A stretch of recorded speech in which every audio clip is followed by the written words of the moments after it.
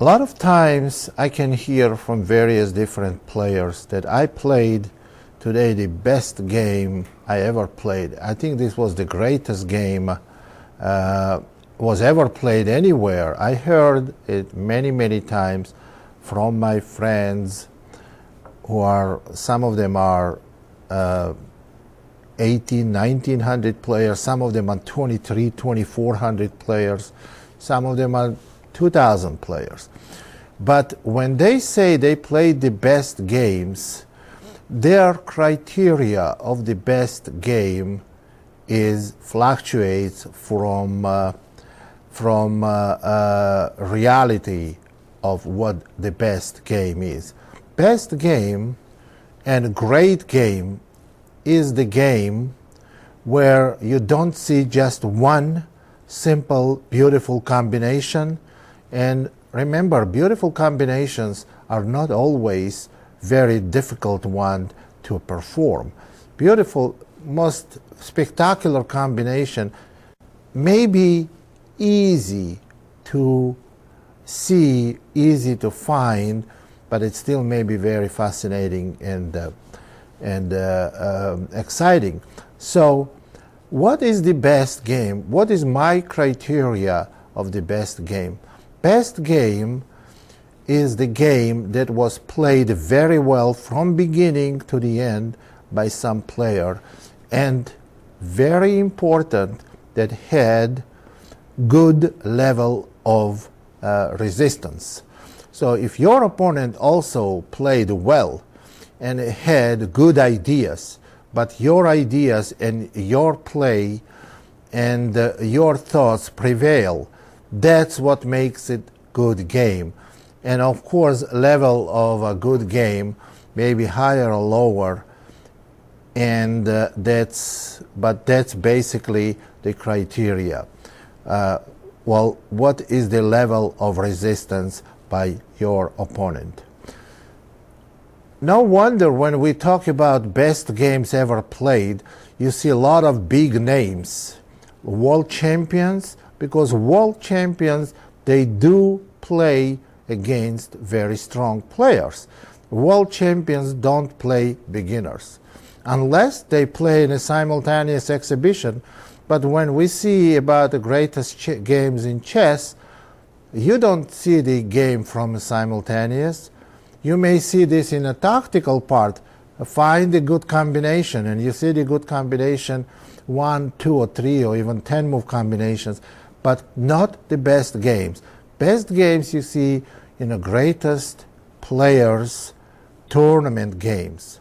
One of these games I want to look at now is game between two world champions, formerly world champions, between Mikhail Botvinnik and Jose Capablanca. Game was played in 1938. It was organized by Dutch radio company AVRO, AVRO, and it was one of the strongest tournaments was ever played at that time. Botvinnik was white in this game and Capablanca was black. Very well known Nimzo-Indian defense which was not explored well enough then, and modern ideas for this opening are developed way after this game was played in 1938. Bishop b4, e3, d5.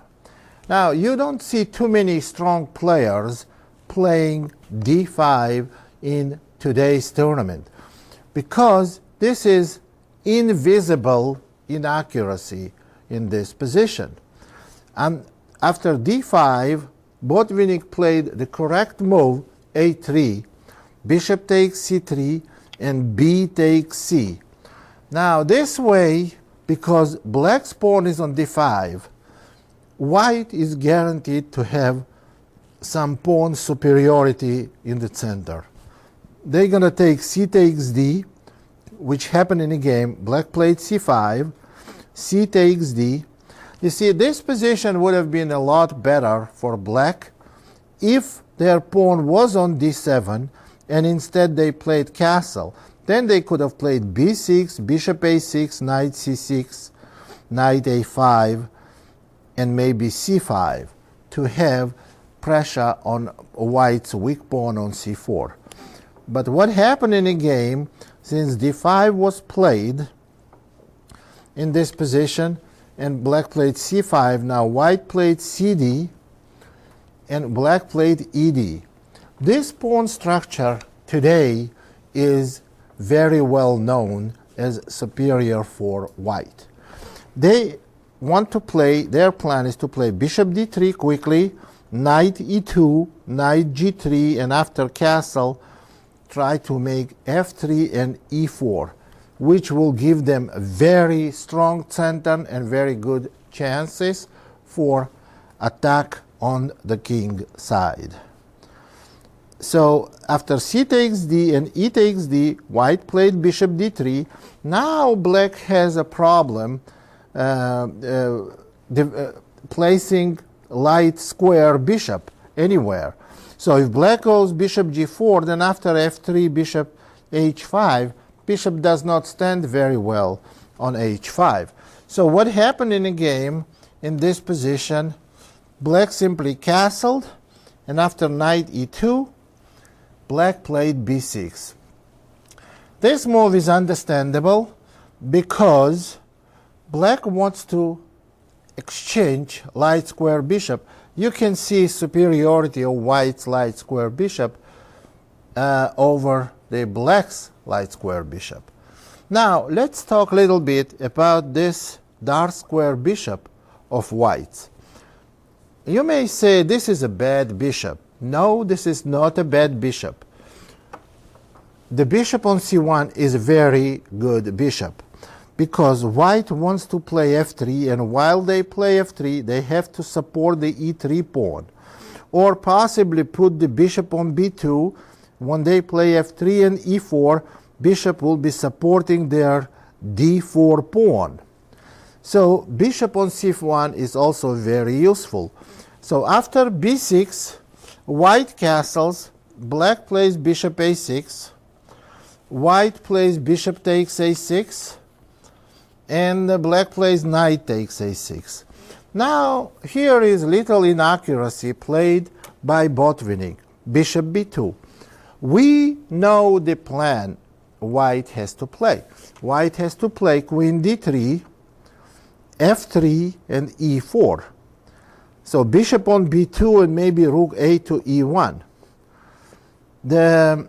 According to Gary Kasparov, a lot stronger move was queen d3, and bishop b2 is a mistake.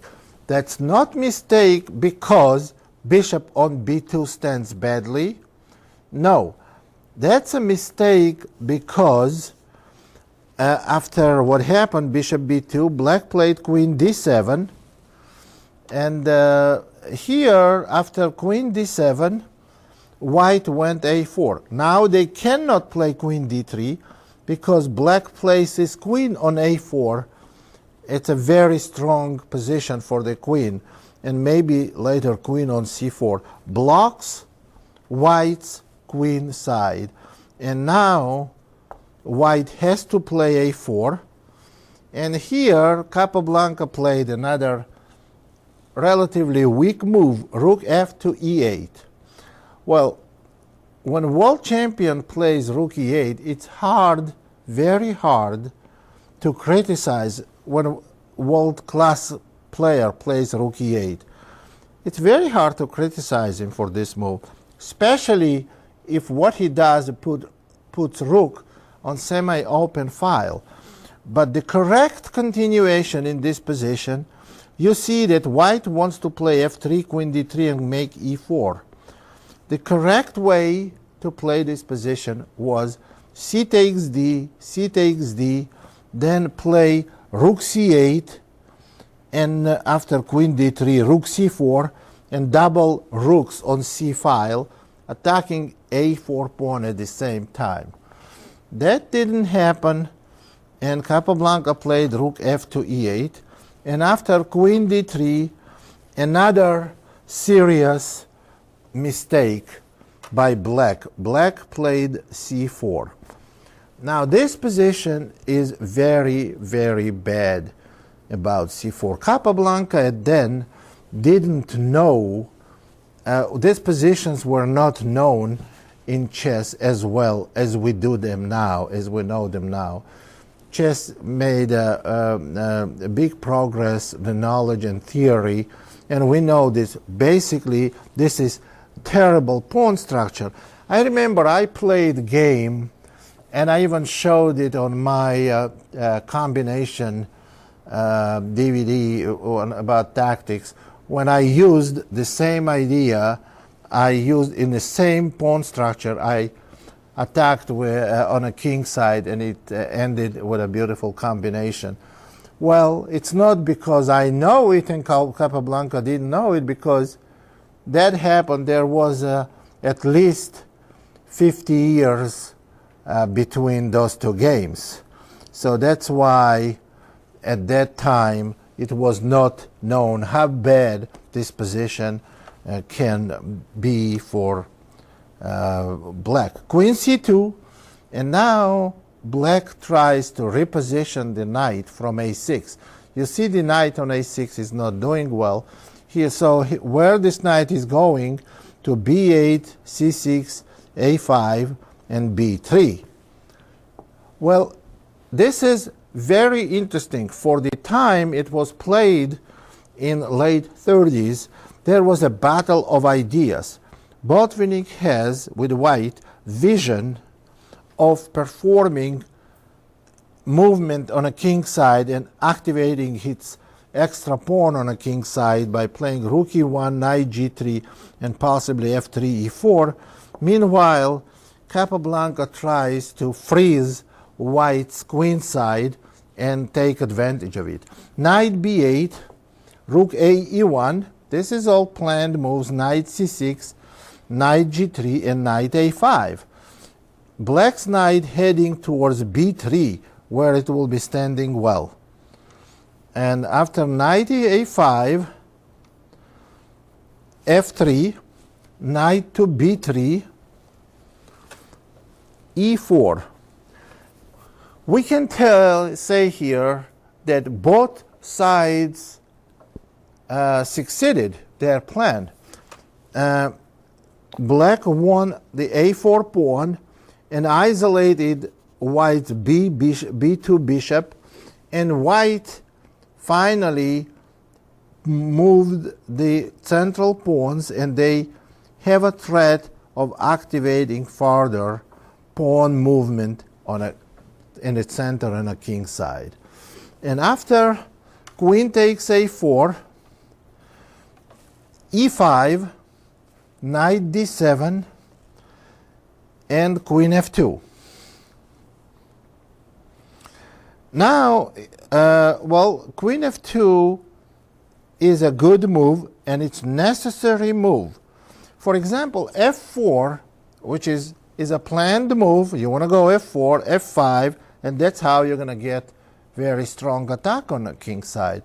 But f4 is inaccurate move.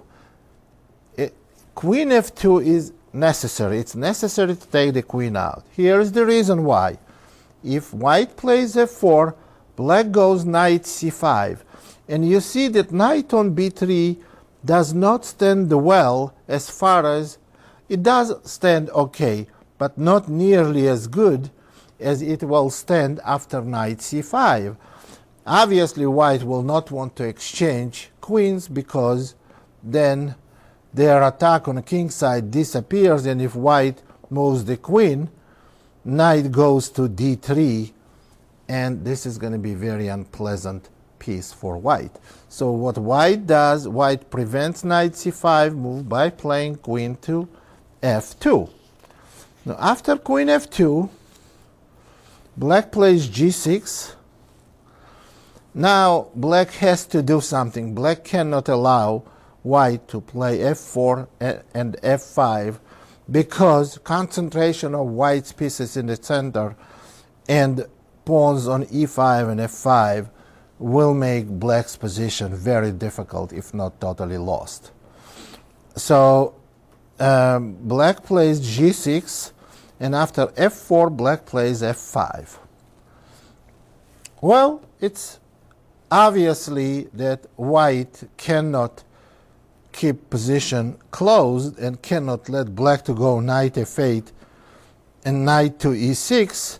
So what white does, it plays ef. They have to open position. Knight takes f6 and f5. Well, I have to tell you this.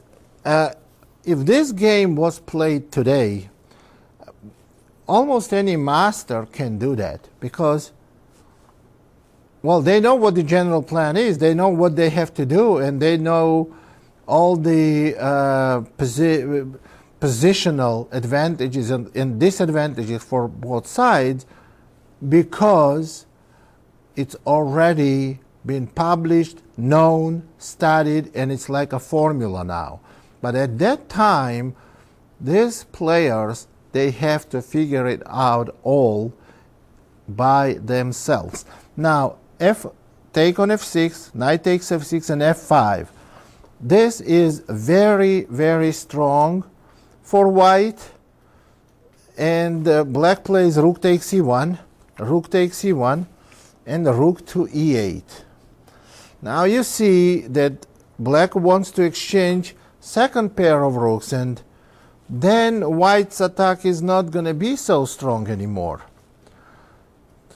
Now, well, here is the white's next move. It's rook e6. Now let's talk about this position. If rook takes e8, then maybe knight takes e8. It's hard to see how white can get decisive attack on a king's side, because most of the pieces disappeared. They need a rook to use on one of the open files. Rook is gone. So playing rook f1 may not be that good also, because black can go g5 and position kind of blocked, and black dark square bishop on b2 doesn't do much, and white does not have any open files. So rook to e6 is a very strong move. Rook takes e6, pawn takes e6, and knight on f6 is hanging, king g7, queen f4, and queen to e8. Well, here in this position, for example, move like queen a2, that would attack the bishop on b2, is not good, because knight f5.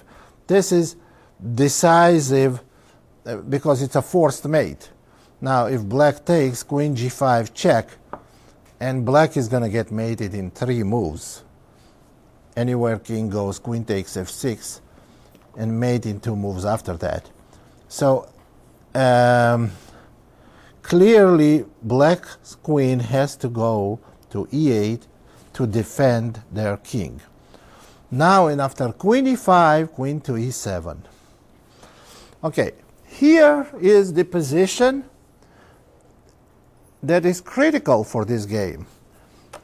Black managed to establish some kind of blockade on a king's side and blocking the e-pawn. Here, this is the great position, interesting position, and interesting game as a battle of ideas. White succeeded with their plan. They got very strong pass pawn, centralized queen. Black's king is in trouble. Black's knight is out of action. Black got their plan also. Black, in a way, also succeeded with their plan. They won a pawn. They blockaded white's pawn. They isolated white's b2 bishop. Looks like they both had very logical plan and very plan that makes a lot of sense. However, here is the the climax of the game. And this shot, next shot by white, was decisive. Bishop a3. Here, bishop that was isolated for most of the game, most part of the game, comes with decisive blow. Bishop a3, and well, blacks, this is when strategy is over and pure tactic and pure calculation takes place. Bishop a3, queen takes a3, forced move, knight h5, well, forced move, pawn takes h5, queen g5 check, king f8, queen takes f6 check, the only move king g8, because on king e8 white simply mates black, queen f7 and queen d7 checkmate, king g8, queen f7 check, and king h8. Here is the position. After queen f7 check, king h8, there is not clear, well, you see, white cannot play queen f8 check because black simply will capture the queen. So in this position, we can repeat position, queen f6 and king g8. The best move would have been queen f7 check, king h8 and g3, and white easily escapes with the king to h3. However, what Botvinnik's plan worked also. He played e7, queen c1 check. It's obvious that black cannot stop white's e-pawn, so their only hope in this position would be the perpetual check. King f2, queen c2 check, king g3, queen d3 check, king h4, queen e4 check. Now white plays king takes h5, queen e2 check, and after queen e2, king h4, queen e4, and now white plays g4, and after black gave queen e1 check and white went king h5, there are no more checks, and black cannot stop white from promoting e8 queen or playing queen f8 checkmate. Black resigned. This is actually a fascinating game. Both sides, top players in the world, they both have very good positional ideas. They had ideas. One side tried to get attack and capturing the center and attack on the king side. The other side tried to restrict and blockade. Both very interesting ideas and very well played game by white. I would say it's not only my opinion, it's the opinion of the most of the players in the world that this is one of the best chess games that was ever played in history.